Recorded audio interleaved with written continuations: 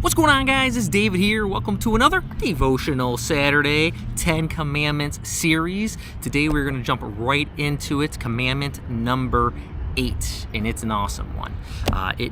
Number 8 is you shall not what? Steal.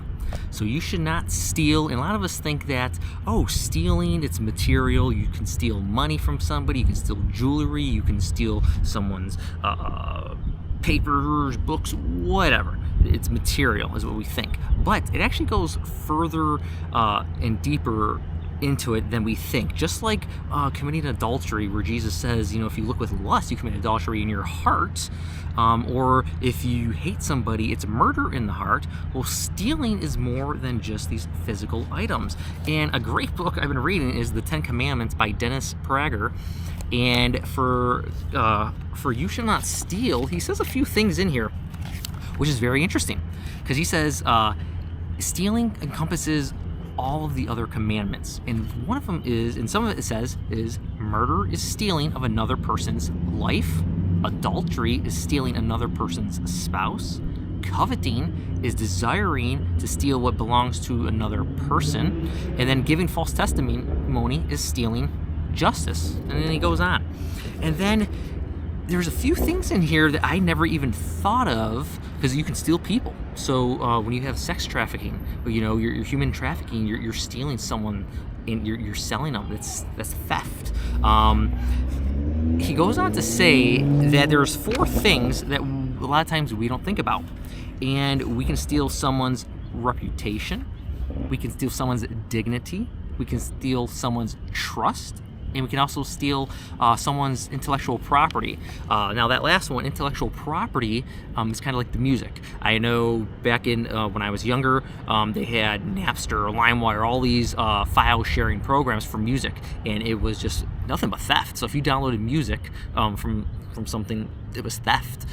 So that's what that one is. The big one that got me, and it actually was really convicting for me, was, he says, about a person's reputation, that we're stealing it. And I was like, what? And I read it, and he says, stealing a person's good name, whether through libel, slander, or gossip, is particularly destructive form of theft.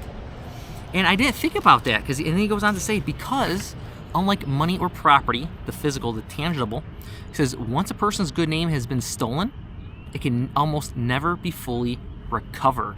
And that was really convicting for me with sharing gossip. And people will think, gossip's a lie, so if you're sharing it, but no, gossip could be the truth. You can be sharing something, but maybe, when you're sharing that, you shouldn't be sharing it. You're stealing the other person's name, and maybe the events or things that maybe they didn't actually happen, but you're spreading it around. The gossip, now you are ruining that person's name. So I want you guys to think about that as you go about, your week. Are you gossiping? Are you stealing someone's name? How about the person's dignity? He says it's known as humiliation. So if you humiliate a person in public, you can do damage to what is perhaps the most precious thing any of us have, is our dignity.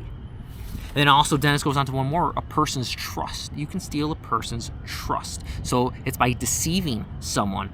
And he goes on to say one example is tricking people into buying something, as when a real estate agent omits telling a prospective purchaser all the flaws in a home in order to make a sale.